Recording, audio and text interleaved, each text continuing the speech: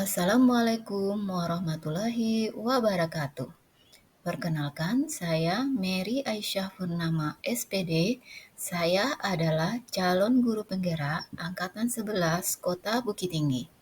Pada kesempatan kali ini, saya akan memaparkan aksi nyata saya pada materi modul 1.4 tentang budaya positif yang bertempat di SMP Negeri 5 Bukit Tinggi.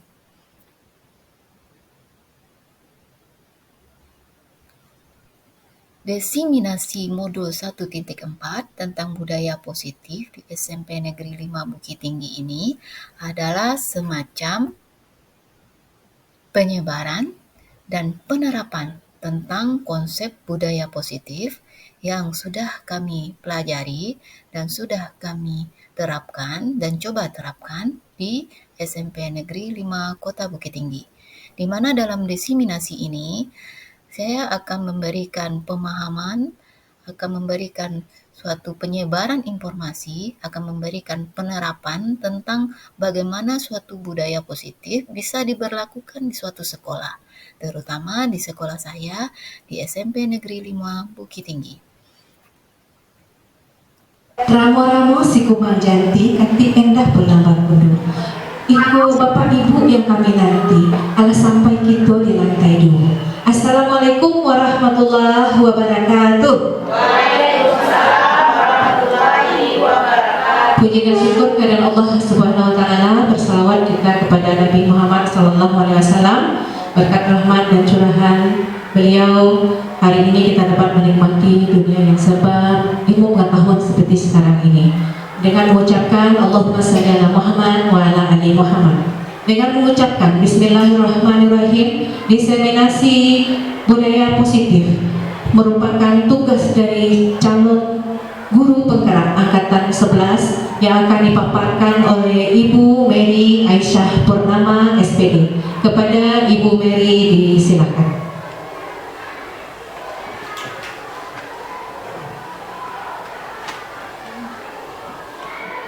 Assalamualaikum warahmatullahi wabarakatuh.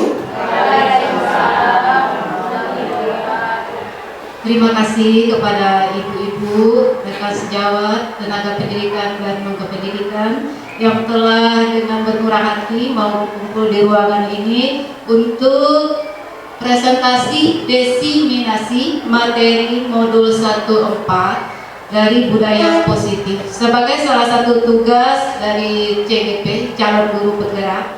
Perkenalkan, nama saya Mary Aisyah Purnama SPD. Saya CGP Angkatan 11 Kota Bukit Tinggi, SMP Negeri 5 Bukit Tinggi. Baiklah, kita mulai ya Bapak Ibu. Tertumpang salam kepada pembuka Bu Elva Santi.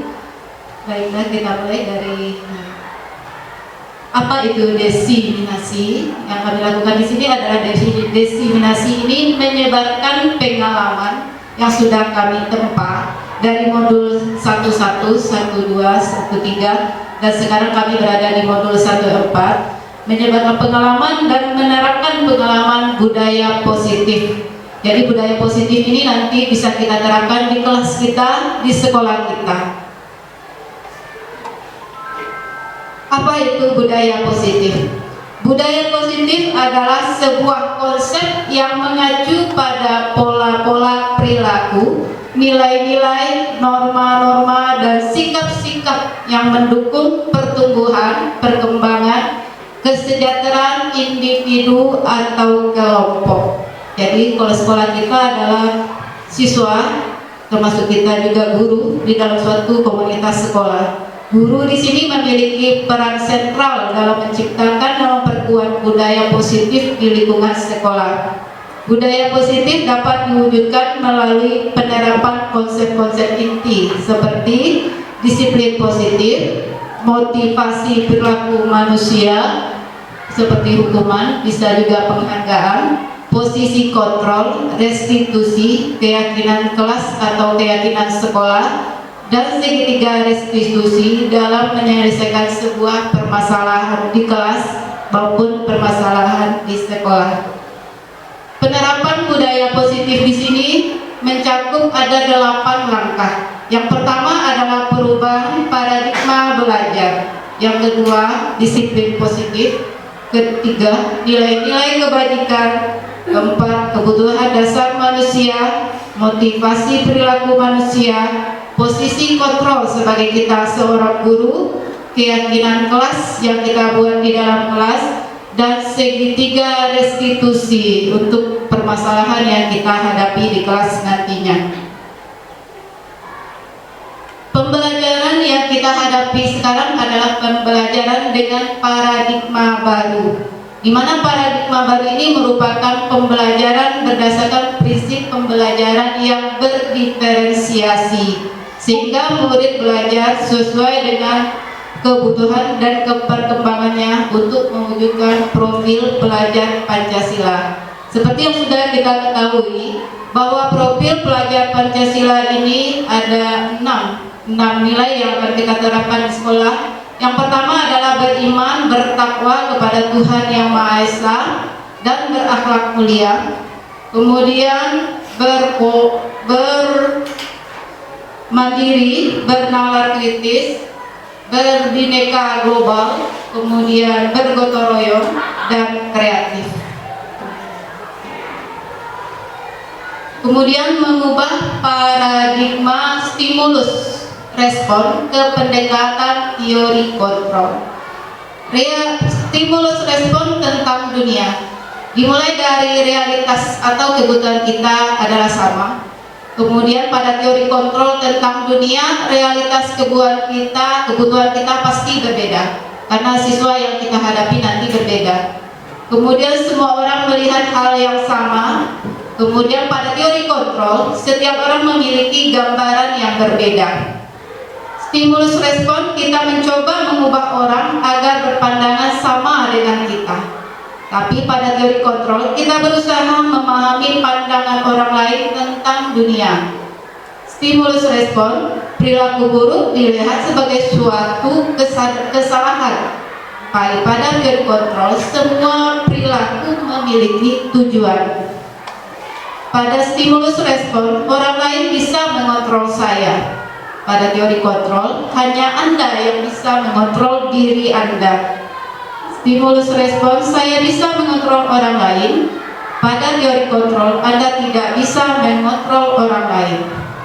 Stimulus respon, pemaksaan ada pada saat bujukan gagal, tapi pada teori kontrol, kolaborasi dan konsensus menciptakan pilihan-pilihan baru. Pada stimulus respon, model berpikir menang atau kalah. Tapi pada teori kontrol, model berpikir akan menjadi menang dan menang. Kita mulai dari yang kedua, apa itu disiplin positif?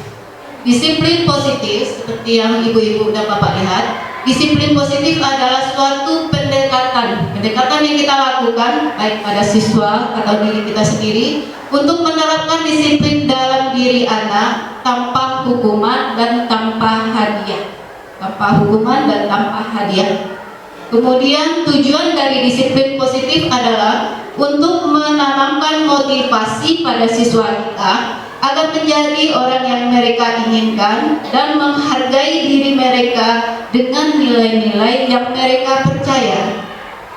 Menimbulkan motivasi intrinsik. Jadi disiplin positif nanti diharapkan ada muncul motivasi dalam diri siswa sehingga akan berdampak jangka panjang dan tidak akan berpengaruh dengan adanya hukuman atau hadiah. Kita lanjut.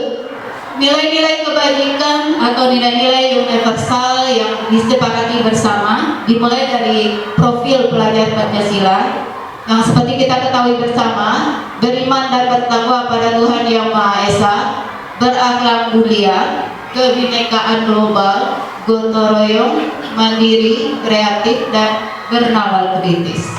Kemudian programnya kita masukkan toleransi, rasa hormat, integritas, mandiri, menghargai, antusias, empati, keingintahuan, kreativitas, kerjasama, dan komitmen. keterampilan hidup yang diharapkan bagi siswa kita nanti adalah dapat dipercaya. Dapat dipercaya, lurus hati, menjadi pendengar yang aktif, tidak merendahkan orang lain, dan memberikan yang terbaik dari dirinya. Sesuai dengan pendapat William Glasser, ada 5 kebutuhan dasar manusia. Yang pertama, bahwa manusia itu kenapa berperilaku buruk, seperti contohnya siswa kita di kelas. Siswa kita di kelas berperilaku negatif atau berperilaku buruk, ada 5 kebutuhan dasarnya yang tidak terpenuhi. Contoh, kalau ada yang siswa yang sering permisi, minta ke kafe, atau belum makan dan sarapan, maka kebutuhannya yang tidak terpenuhi itu adalah kebutuhan bertahan hidup. Di antaranya kebutuhan akan kesehatan, rumah, dan makanan. Itu yang pertama.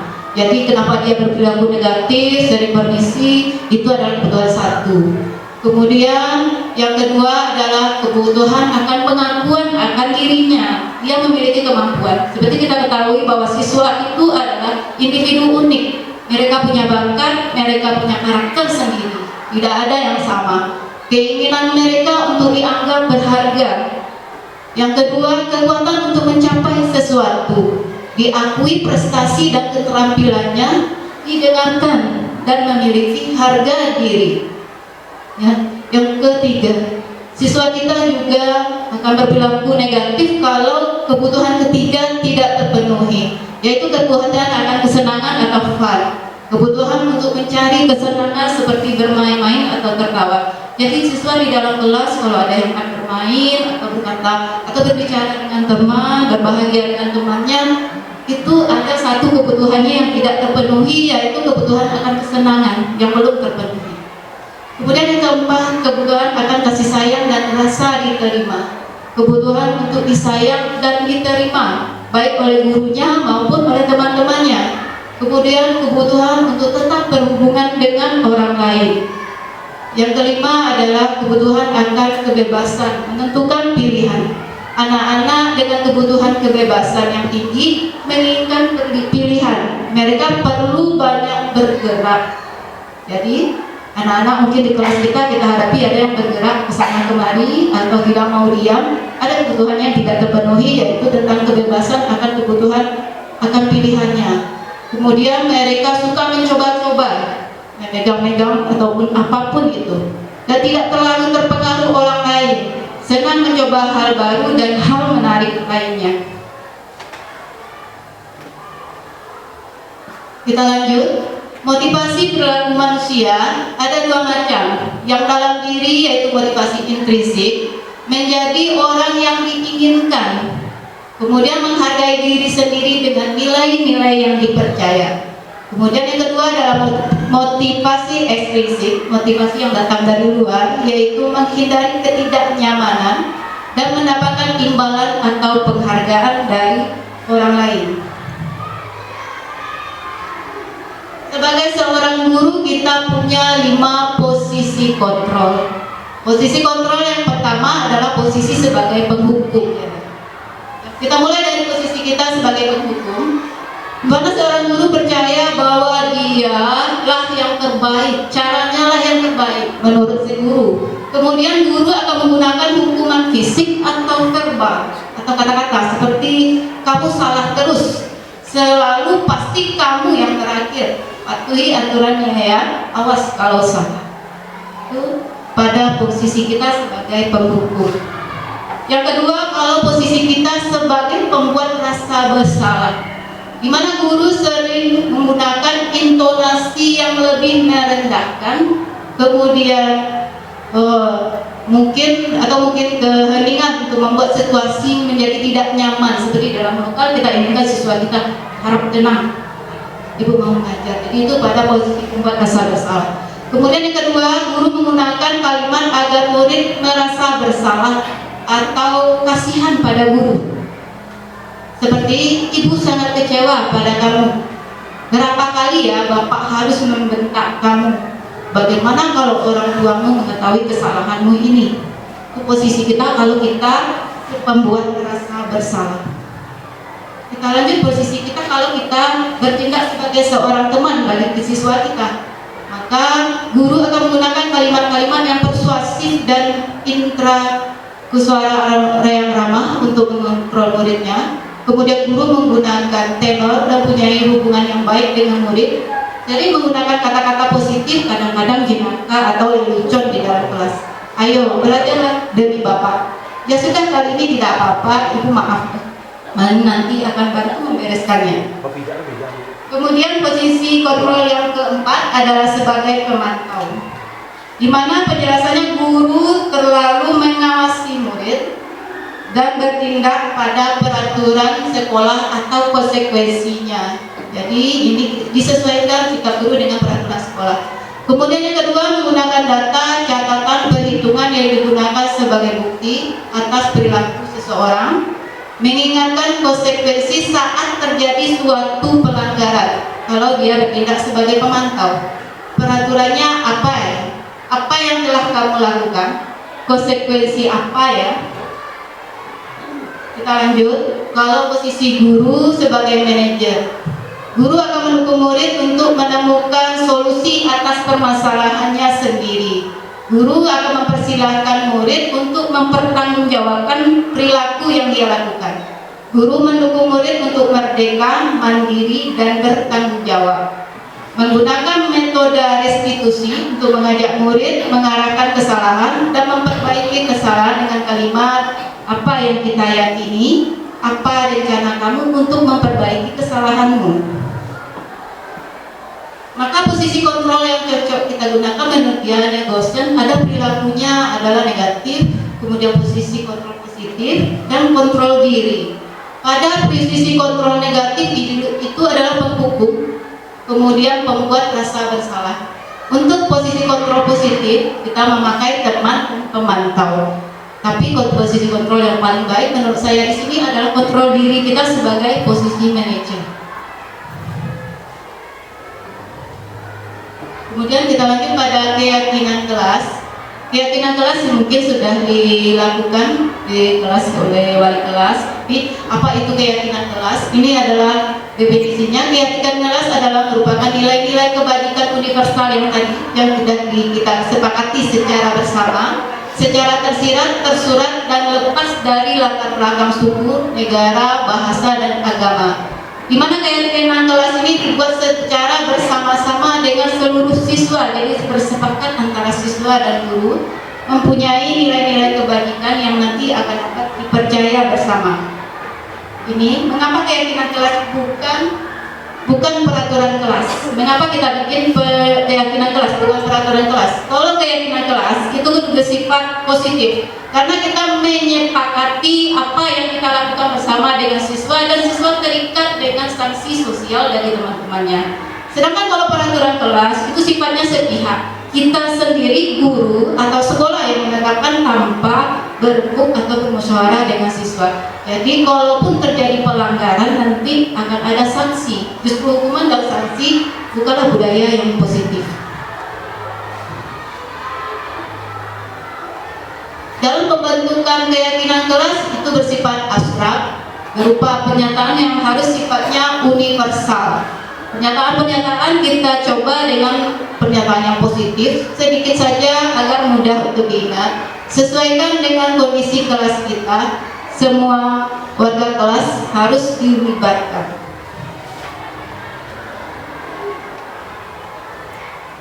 Segitiga restitusi. Kalau terjadi suatu permasalahan di dalam kelas, kita dapat gunakan metode yang istilahnya adalah segitiga restitusi. Apa itu restitusi? Restitusi adalah proses menciptakan kondisi bagi murid untuk memperbaiki kesalahan mereka, sehingga mereka bisa kembali pada kelompok mereka dengan karakter yang lebih kuat. Kita lihat apa segitiga restitusi. Karena segitiga restitusi ini nanti akan menghasilkan siswa yang mandiri dan lebih bertanggung jawab. Ini dia segitiga restitusi kita. Segitiga restitusi adalah yang pertama yang kita lakukan, menstabilkan identitas dulu.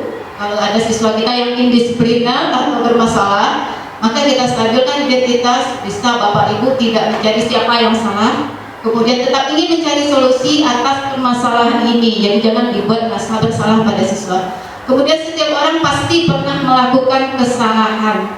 Kemudian kita lanjut ke validasi tindakan yang salah. Dalam memvalidasi tindakan yang salah, mungkin kita bisa menggunakan kalimat, kamu tentu punya alasan mengapa melakukan itu. Kemudian, adakah cara yang lebih efektif untuk mendapatkan apa yang kamu butuhkan? Kita lanjut pada restitusi yang ketiga, menyatakan keyakinan. Karena keyakinan kelas telah dibuat, maka di segitiga restitusi kita jadikan sebagai andalan di mana keyakinan kelas apa yang telah kita sepakati. Jadi kita ambil kembali dari siswa, karena siswa sudah menyepakati dengan bersama-sama dengan kita guru, maka keyakinan kelas apa yang dia langgar. Kemudian kamu ingin menjadi orang seperti apa? Itu dalam segitiga restitusi. Ini ya. Jadi tiga segi atau tiga sisinya adalah menstabilkan identitas berdasarkan prinsip membuat kesalahan. Bagian dari proses pembelajaran, kita mencoba identitas siswa gagal kita perbaiki menjadi identitas yang sukses. Kemudian yang kedua, validasi tindakan yang salah. Berdasarkan prinsip setiap perilaku berupaya memenuhi kebutuhan tertentu, guru akan menggeser stimulus respon menjadi proaktif, mengenali dan mengakui kebutuhan siswa, akan memperbaiki hubungan dengan siswa. Kemudian menanyakan keyakinan, murid diberi pertanyaan bermakna sehingga memunculkan motivasi dari dalam atau intrinsik. Kemudian mampu mengaitkan keyakinan dengan tindakan yang salah. Ini contoh saya ambil karena yang untuk presentasi hari ini saya mengambil desiminasi saya adalah segitiga restitusi dari kasus yang terjadi di kelas. Ini contoh kasusnya, di mana kasus satu ini sudah beberapa hari Hamzah kebetulan siswa saya di kelas 72. Jadi Hamzah ini datang terlambat dengan penampilan Yuda mata yang merah, guru-guru yang banyak yang komplain karena kehadirannya sampai setengah jam setelah berbunyi. Tentu saja hal ini mengganggu pembelajaran yang sedang berlangsung di kelas. Pada waktu itu Pak Zulfahmi sebagai guru olahraga menemui wali kelasnya, kebetulan saya, jadi menceritakan tentang Hamzah yang sering terlambat. Kemudian merasa bertanya kepada Hamzah apa latar belakangnya, kenapa Hamzah terlambat. Maka kita mulai menggunakan segitiga restitusi. Jadi waktu itu kebetulan yang kosong, Hamzah dipanggil ke dalam kelas, kemudian dibawa ke labor, kebetulan sedang ada pembelajaran di labor sedang kosong, maka dengan untuk Hamzah datang ke dalam kelas, kemudian kita menggunakan segitiga restitusi karena fungsi sebagai wali kelas. Ini kebetulan pembicaraan dengan Hamzah waktu itu sampai nanti dia bisa meyakini keyakinan kelas yang sudah dibuat bersama-sama dengan temannya, dia terapkan dan ternyata sudah mengakui kesalahan dan mau bertanggung jawab. Kemudian kasus yang kedua yang saya coba di sini adalah tentang Naura. Kebetulan waktu itu pagi itu kita membagikan hasil ulangan IPA. Kebetulan Naura mendapat nilai yang lebih tinggi dari Gina dan Naura merasa lebih bangga dengan nilainya yang tinggi. Kemudian dia mentertawakan Gina, menyela dan tertawa. Kemudian hal ini membuat Gina menangis. Beberapa teman mengadukan hal ini pada wali kelas di kantor. Kita mulai melakukan segitiga restitusi. Ini saat kita melakukan segitiga restitusi. Jadi ada pembicaraan dengan menggunakan 3 langkah. Yang pertama identitas, kemudian validasi, kemudian menanyakan keyakinan kelas. Itu yang sudah dilakukan. Terima kasih. Demikianlah penjelasan saya tentang diseminasi budaya positif di sekolah. Dan mudah-mudahan baik kelas maupun sekolah kita bisa menerapkan budaya positif. Terima kasih. Assalamualaikum warahmatullahi wabarakatuh. Ramo-ramo si kumang janti kati endah penambah kundur. Iko bapak ibu yang kami nanti ala sampai kita di lantai 2. Assalamualaikum warahmatullahi wabarakatuh. Kita lanjutkan. Selanjutnya di dalam budaya positif, kami di sekolah melakukan atau membuat semacam keyakinan kelas. Karena kebetulan saya adalah wali kelas 72, maka keyakinan kelas ini saya buat di kelas 72 SMP Negeri 5 Bukit Tinggi. Yaitu pada waktu pembuatan keyakinan kelas ini, kebetulan waktu itu adalah jam saya mengajar. sebelum memasuki jam mengajar, maka dimanfaatkan waktu sekitar 1 jam pelajaran waktu itu. Kebetulan siswa kelas 7 adalah siswa baru. Setelah MPLS berakhir, maka kami mulai memasuki tahap pembelajaran di dalam kelas, maka kami mulai merumuskan tentang keyakinan-keyakinan kelas yang akan kami laksanakan di dalam kelas nantinya. Keyakinan kelas ini langkah-langkahnya yang pertama adalah saya membuat suatu curah pendapat dengan para siswa saya dengan membagikan stick note.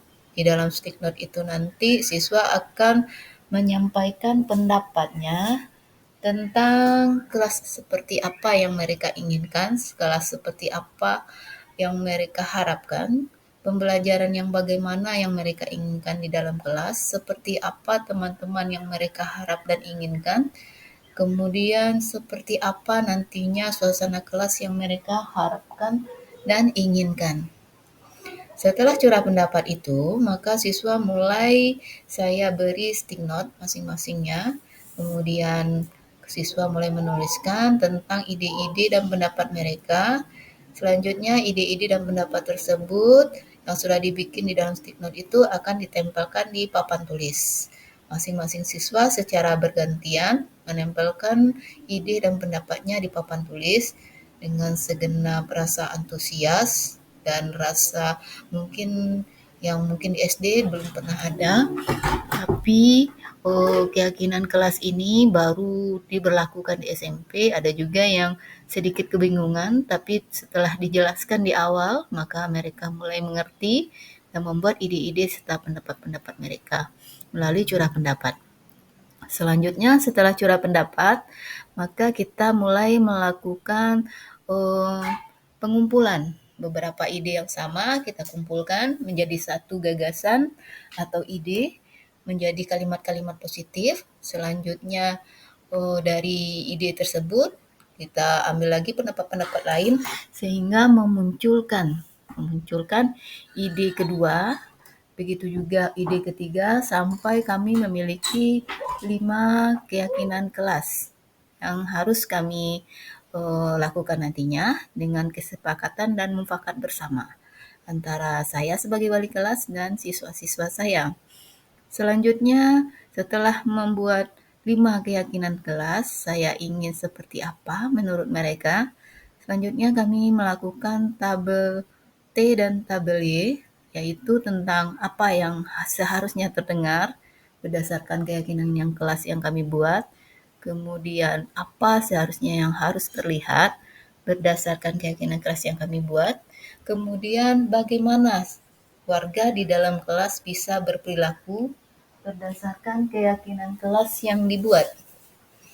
Jadi dari yang terdengar, yang terlihat dan berperilaku ini juga dibagikan stick note pada siswa, maka diambil pendapat siswa apa saja yang terdengar nanti berdasarkan keyakinan kelasnya, apa yang seharusnya terlihat berdasarkan keyakinan kelasnya, dan apa yang perilaku yang harus ada berdasarkan keyakinan kelasnya.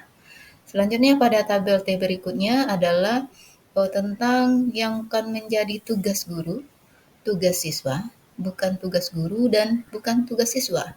Sama seperti langkah yang sebelumnya, stick note dibagikan kepada siswa, siswa mulai melakukan apa-apa tugas guru sesuai keyakinan kelas yang mereka buat, apa-apa yang menjadi tugas siswa sesuai keyakinan kelas yang mereka buat, yang bukan tugas guru dan yang bukan tugas siswa sesuai dengan keyakinan kelas yang mereka buat.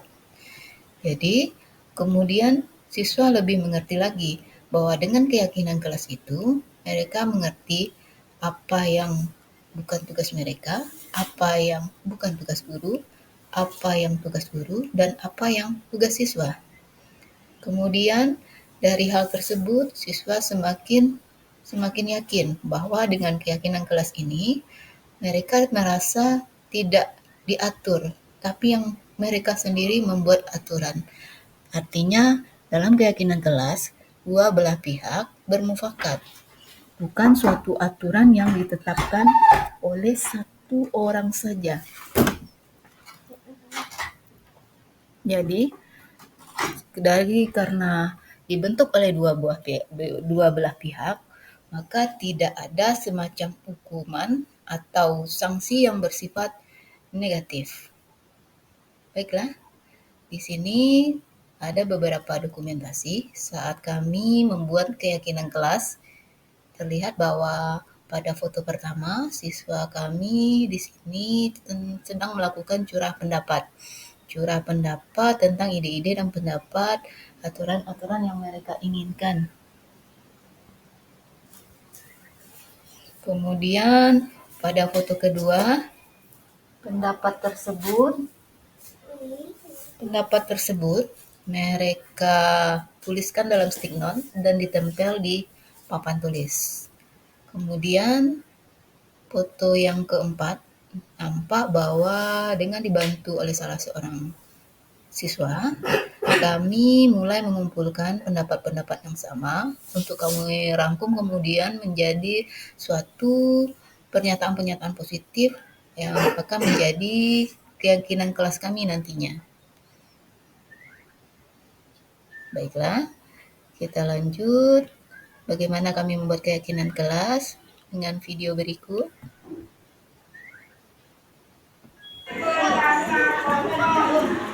Tidak boleh berkata kotor. Bisa dimasukkan ke ini. Enggak. Cuci itu. Jadi kalau berkata kotor, Saya ingin semua orang tidak. saya ingin semua orang berkata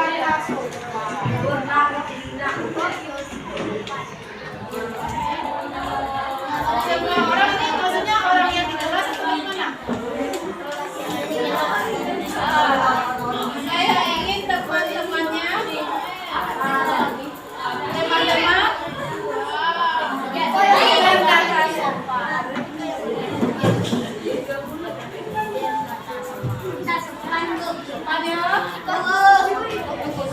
ini yang berkata-kata ya.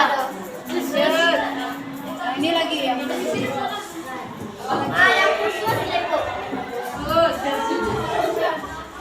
Ibu tidak boleh pacaran saja.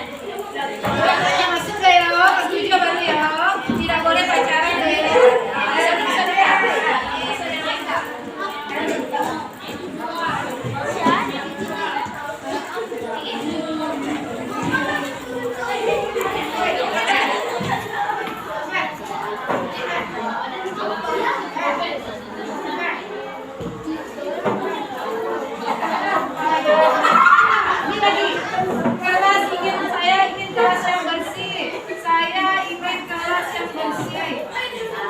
Saya ingin semua bertanggung jawab, kelas bersih bertanggung jawab, berarti saya ingin apa? Saya ingin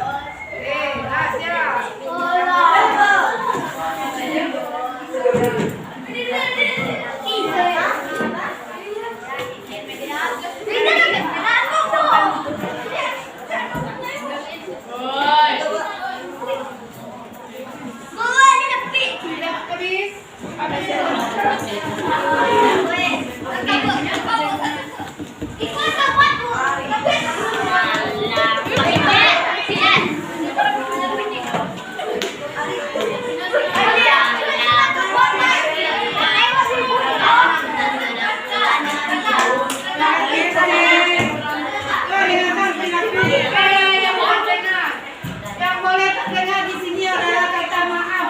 Maaf, ya. Yang boleh terdengar adalah kata maaf.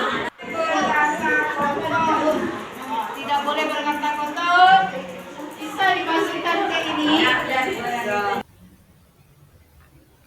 Selanjutnya, budaya positif yang dilaksanakan untuk aksi nyata budaya positif di SMP Negeri 5 Bukit Tinggi ini adalah saya melaksanakan segitiga restitusi, di mana segitiga restitusi yang saya laksanakan ini dalam rangka penanganan suatu kasus yang indisipliner atau kasus yang dapat menyebabkan karakter negatif dari siswa. Maka pelaksanaan segitiga restitusi ini berdasarkan 2 kasus. Kebetulan bertempat di kelas yang sama, yaitu di kelas saya di SMP Negeri 5 Bukit Tinggi. Kelasnya adalah kelas 72, kebetulan saya awali kelasnya. Maka segitiga restitusi ini saya laksanakan dengan 3 tahapan, mulai daripada saya mengekalkan identitas, kemudian validasi tindakan, dan menanyakan keyakinan berdasarkan pada keyakinan kelas yang telah dibuat bersama-sama. Apakah siswa sudah menjalankan keyakinan kelas itu atau tidak? Itu berdasarkan pada 3 sisi dari segitiga restitusi yang sudah dilakukan dan kami buat secara bersama-sama. Jadi nanti melalui kasus ini nanti dan penerapan segitiga restitusi, kita memberikan keyakinan pada siswa, memunculkan suatu motivasi intrinsik atau motivasi dari dalam diri siswa, di mana siswa nanti akan menyadari apakah tindakan yang dia lakukan sudah sesuai dengan keyakinan kelas yang sudah dibuat. Baiklah, ini kasus pertama dari segitiga restitusi kami. Di kasus 1 ini, dalam beberapa hari ini, Ahmad Hamzah itu sering datang terlambat ke sekolah dengan penampilan kuyu dan matanya yang merah. Beberapa guru yang masuk ke dalam kelas 72 itu mulai merasa komplain karena Hamzah hampir sampai setengah jam setelah berbunyi, Hamzah baru sampai di sekolah. Hal ini mengganggu pelajaran yang waktu itu sedang berlangsung. Hal ini ditemukan oleh Pak Zulfahmi. Kebetulan Pak Zulfahmi adalah guru olahraga di sekolah kami. Merasa perlu menemui wali kelas, terutama saya sebagai wali kelas Hamzah. Pak Zulfahmi menemui saya menceritakan tentang hal mengapa Hamzah sering terlambat akhir-akhir ini. Kemudian wali kelas merasa perlu juga bertanya mengapa hal ini terjadi, latar belakang Hamzah itu terlambat dalam beberapa hari terakhir ini, yang awalnya baik-baik saja, kemudian beberapa hari ini terlambat. Maka sebagai wali kelas saya mulai menggunakan segitiga restitusi untuk menindaklanjuti masalah dari Hamzah sendiri.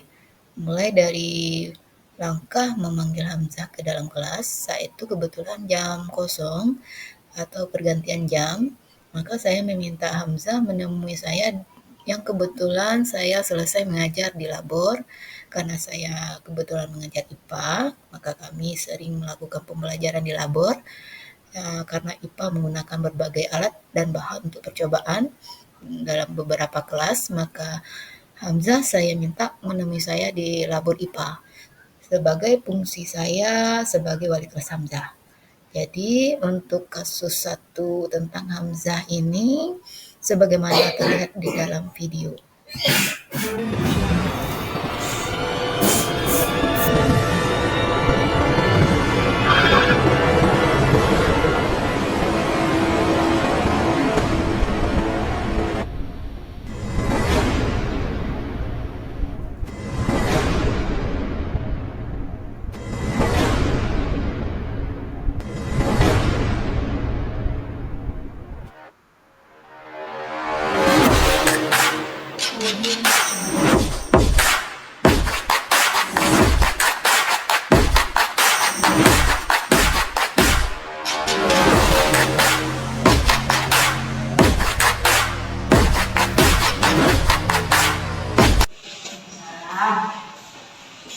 Silakan duduk Hamzah. Hamzah ya. Dari yang ibu dengar dari guru lain yang masuk yang pertama, Hamzah sering datang terlambat. Ada enggak alasan atau latar belakang Hamzah kenapa Hamzah datang terlambat? Karena saya tidur lambat, dan juga saya berjalan ke sekolah. Hamzah tidurnya terlambat berjalan ke sekolah.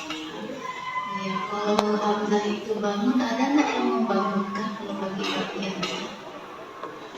Ada Ada yang membangunkan. Kira-kira jam berapa dibangunkan? 5:30 udah bangun. Terus Hamzahnya sholat sholat. Kemudian kenapa terlambat? tidur. Oh, tidur lagi. Jadi Hamzah setelah sholat tidur lagi. Jadi ketiduran. Jadinya ke sekolah datangnya terlambat. Itu. Jadi ke sekolah naik angkot atau jalan kaki? Jalan kaki Jalan kaki ke sekolah. Jadi datang terlambat. Udah berapa kali Hamzah terlambat?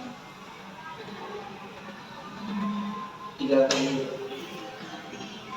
Nah, kalau menurut Hamzah bagaimana? Apakah kalau kita terlambat itu adalah suatu kebanggaan atau bagaimana?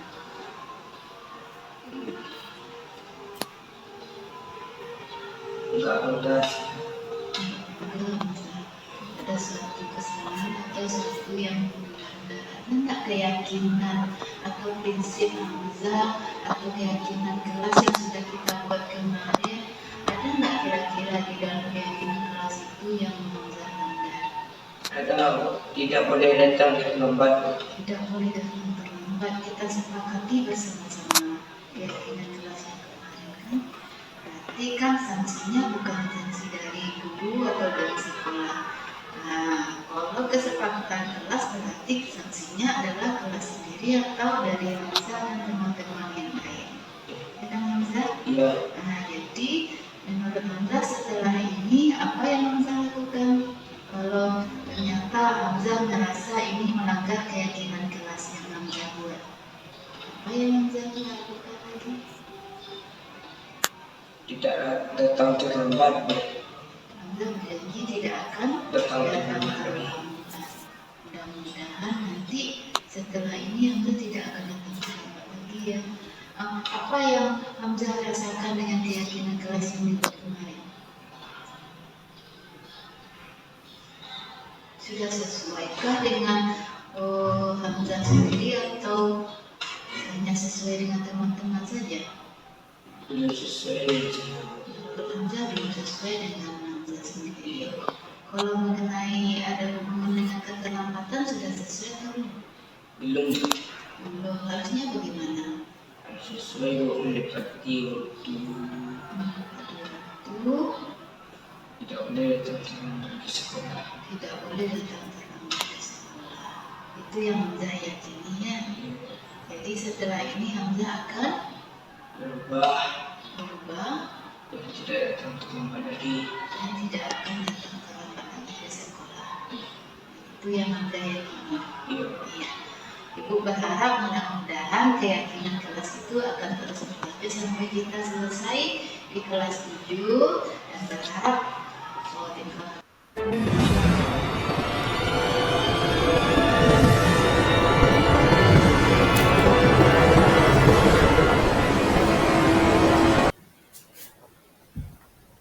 Baiklah. Kasus 2 masih di kelas yang sama, kebetulan masih kelas 72, yaitu kasus tentang waktu itu baru saja siswa kami menyelesaikan ulangan harian IPA pertama, yaitu tentang materi pembahasan sains. Hasil dari ulangan IPA hari ini sudah akan dibagikan, terutama oleh saya sendiri, karena saya bertindak sebagai guru IPA juga dan sekaligus wali kelas. Setelah menerima hasil ulangan tersebut, tampaknya beberapa siswa ada yang kecewa, ada yang tersenyum, bahkan ada beberapa siswa yang tertawa. Hal ini juga tidak terkecuali dengan Naurah yang dengan bangganya Naurah ini karena memperlihatkan pada teman-temannya tentang hasil ulangan IPA-nya yang waktu itu bernilai kebetulan adalah 100. Kemudian dia melirik pada Gina, yang Gina ini adalah teman sebangkunya sendiri, yang tampak kecewa dan kecut melihat nilai ulangannya, yaitu ulangan IPA-nya. Naurah kemudian tersenyum sinis dan berkata seperti mencemooh, Gina kenapa? Nilai ulangannya pasti rendah. Itulah, jangan sok tahu. Lihat saya yang selalu belajar, saya rajin, dan hasil nilai ulangan IPA saya bagus. Tidak seperti nilai Gina yang rendah, sambil tertawa. Ditimpali teman-teman yang juga ikut menyela dan tertawa. Hal ini tentu saja membuat Gina kecewa dan menangis. Gina sedih, beberapa teman mengadukan hal ini pada wali kelas, yaitu saya. Kebetulan wali kelas sedang berada di kantor, maka wali kelas meminta teman tersebut memanggil Naurah untuk mengkonfirmasikan hal ini. Rencananya saya akan menerapkan segitiga restitusi pada kasus Naurah ini. Baiklah, ini video tentang segitiga restitusi pada kasus kedua, yaitu kasus tentang Naurah.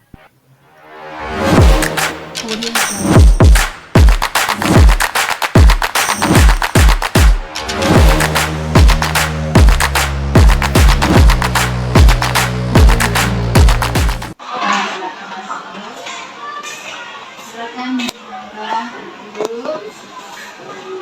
Kemudian ya, yang berikutnya ada kelasnya, itu kelas 2. Setelah mendapatkan nilai matematika dari dari sekolah ternyata Naurah dikerjakan dengan Gina. Bagaimana sebenarnya? Bisa nggak? Saya bangga dengan hasil Naurah, soalnya Gina hasil latihan matematikanya rendah, Bu. Jadi diejek-ejek Jadi membanggakan diri sendiri. membanggakan diri sendiri karena nilainya lebih tinggi dari sebelumnya. Kalau manusia itu kan nggak sempurna. Kadang-kadang manusia itu bisa salah, bisa benar. Kadang-kadang nilai bisa tinggi, bisa tinggi. Kalau benar, kesalahannya harus tinggi sendiri. Gimana juga kesalahannya harus tinggi sendiri. Kalau menurut Mama bangga nggak dengan melakukan hal ini? Naurah bisa sedikit kesana ya, Bu. Soalnya dari ejek-ejek mungkin hatinya Gina kayak terasa disakiti gitu ya. Iya. Jadi ada satu sekolah Mama begitu menilai dirinya. Jadi ginanya merasa dirugikan, orangnya bangga, ginanya diejek, kemudian ada perasaan bersalah terhadap teman.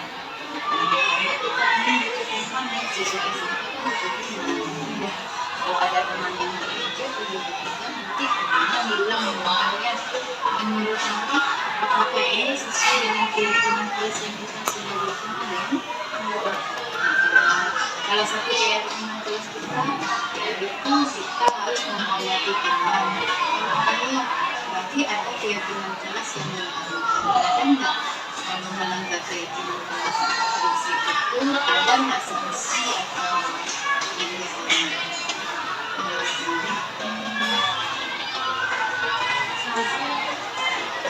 mungkin nggak dari ibu mungkinnya itu dari teman-teman ya ada perasaan.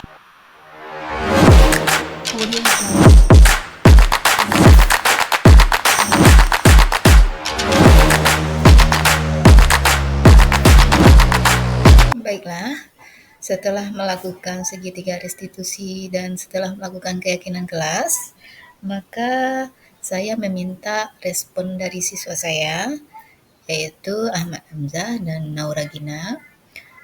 Adapun respon siswa saya yaitu apakah sudah sesuai antara keyakinan kelas dan kasus dengan penanganan segitiga restitusi ini, apakah sudah sesuai, apakah memperkuat karakter mereka atau bahkan tidak membuat karakter yang baik. Tapi ini berdasarkan respon siswa bahwa dengan adanya keyakinan kelas dan adanya segitiga restitusi, hal ini justru akan semakin memperkuat keyakinan kelas yang merupakan salah satu budaya positif yang kita coba buat di sekolah kita, menjadi hal yang membentuk suatu karakter siswa bahwa menyadari apa yang mereka lakukan itu adalah tidak benar dan bertentangan dengan keyakinan kelas yang telah mereka buat.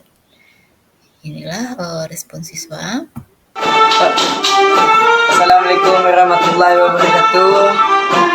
Saya telah berdiskusi dengan Bu Mili selaku wali kelas 72. Saya mengakui bahwa saya bersalah kerana tidak mengikuti aturan dan tata aturan di lokal. Saya tidak akan mengulangi perbuatan saya dan akan mengikuti aturan yang dibuat.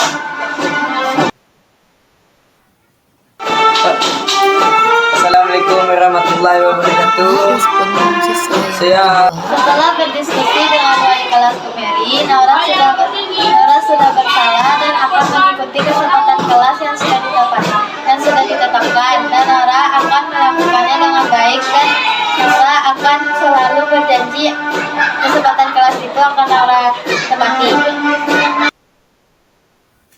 Setelah berdiskusi dengan wali kelas Kumeri, Setelah saya meminta respon dari siswa, kemudian saya melakukan beberapa refleksi tentang budaya positif yang sudah saya lakukan, baik itu diseminasi, kemudian keyakinan kelas, dan segitiga restitusi.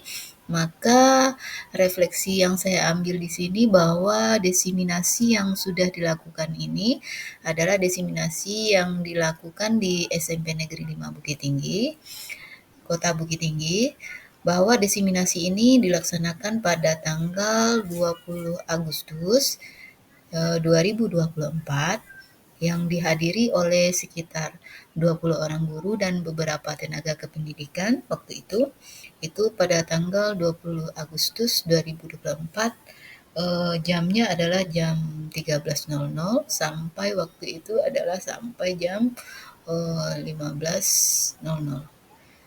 Kami melaksanakan diseminasi, yaitu penerapan dan pemahaman tentang budaya positif yang sudah kami pelajari dan kami terapkan di SMP Negeri 5 Bukit Tinggi. Selanjutnya, refleksi yang saya lakukan adalah bagaimana refleksi budaya positif. Yang kedua adalah refleksi budaya positif keyakinan kelas, di mana waktu pembuatan keyakinan kelas, yaitu di kelas saya, terutama karena adalah kelas 72, karena waktu itu saya adalah wali kelas dari kelas 72. Ini saya laksanakan keyakinan kelas ini pembuatannya pada tanggal 15 Agustus 2024, di mana saat pembuatan keyakinan kelas itu nampak siswa sangat antusias, bersemangat dalam membuat keyakinan kelas kami. Itu ada 5 keyakinan kelas yang berhasil kami buat dan kami tuangkan di dalam sebuah kartun besar dan kami tempel di dinding kelas untuk kemudian kami yakini secara bersama-sama dari keyakinan kelas yang sudah kami buat bersama tersebut. Jadi keyakinan kelas ini nanti akan menjadi dasar dan patokan dari tingkah laku nanti perilaku dari siswa. Kalau seandainya nanti akan terjadi indisipliner atau satu kasus di dalam kelas, maka keyakinan kelas ini akan menjadi bahan acuan kembali karena dibuat oleh kami bersama, disepakati antara guru dan siswa, kemudian dibuat dalam bentuk kalimat-kalimat positif sehingga mudah dimengerti dan dipahami siswa baik secara verbal ataupun secara nanti perilaku, sehingga memunculkan suatu motivasi bagi siswa, terutama motivasi intrinsik, sehingga pada akhirnya dapat menerapkan atau mengembangkan karakter siswa menuju karakter yang lebih baik sesuai dengan keyakinan kelas yang sudah kami buat bersama-sama.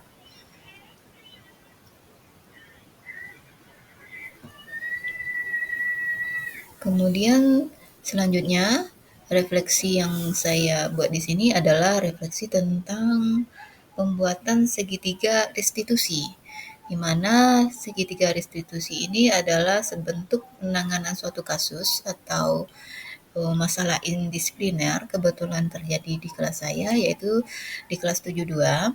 Maka kasus ini sebagai wali kelas, maka saya memiliki andil atau keinginan untuk menerapkan segitiga restitusi atas masalah kasus dan indisipliner tersebut dengan berlandaskan dan berpatokan pada keyakinan kelas yang sudah sama-sama kami sepakati, sama-sama kami buat. Kemudian dari hal ini kami mengambil suatu keyakinan apakah masalah yang terjadi ini sudah sesuai dengan keyakinan kelas ataukah tidak. Nanti siswa akan memahami sendiri dari masalahnya tersebut, siswa akan paham sendiri apakah kasus ini sesuaikah dengan keyakinan kelasnya atau tidak. Jadi dari pemahaman tersebut akan memunculkan suatu motivasi dalam dirinya, dalam diri siswa untuk mengembangkan karakter lebih baik ke depannya, tanpa hukuman dan tanpa hadiah. Yang itulah budaya positif yang sesungguhnya.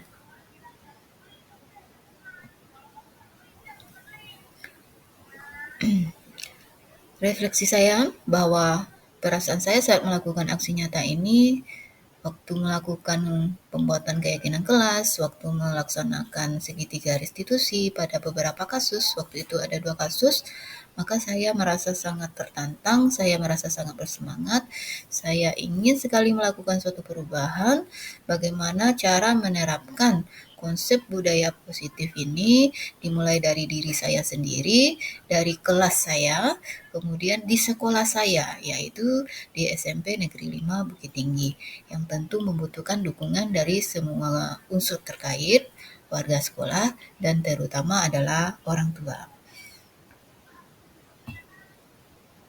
Untuk kedepannya, ada beberapa rencana perbaikan yang ingin saya laksanakan adalah yang pertama saya akan melakukan koordinasi dengan semua pihak, terutama kepala sekolah sebagai pemangku kepentingan utama, kemudian guru, kemudian orang tua siswa. Karena orang tua juga terlibat, tidak hanya dalam kerjasama di sekolah saja, tapi sampai nanti ke lingkungan dan ke rumah, budaya positif ini dapat menjadi dan dapat terwujud tidak hanya di sekolah tapi juga di lingkungan rumah. Jadi karakter siswa ini terbina semenjak dari sekolah, terbudayakan sampai ke rumah mereka masing-masing. Yang kedua adalah meningkatkan dan mengembangkan budaya positif yang telah ada di sekolah. bahwa sekolah kami sudah mengembangkan beberapa budaya positif, seperti tahun kemarin sudah mengembangkan budaya membentuk keyakinan di kelas masing-masing oleh para wali kelas, maka ini perlu ada peningkatan nantinya untuk kedepannya, untuk yang lebih baik lagi dan lebih bagus lagi. Kemudian yang ketiga, saya selalu akan memantau dan akan selalu melakukan perbaikan terhadap budaya positif yang sudah ada di sekolah, kemudian mengembangkan lebih baik lagi sehingga budaya positif ini menjadi suatu budaya yang sudah terbiasa, sudah membudaya di sekolah saya, terutama di SMP Negeri 5 Bukit Tinggi. Itulah pemaparan saya tentang aksi nyata budaya positif di sekolah saya di SMP Negeri 5 Bukit Tinggi. Terima kasih, salam dan bahagia.